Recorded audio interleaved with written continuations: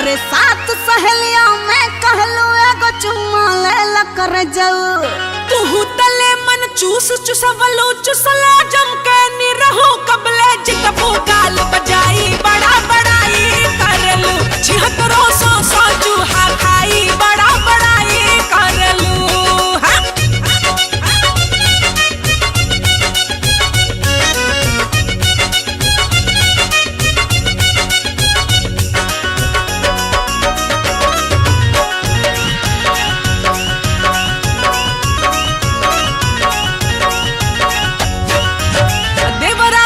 सतावेला में पवन से पेच लड़वलू अरे जग जाहिरवा तो देवरा बड़ा सतावेला में पवन से पेच लड़वलू।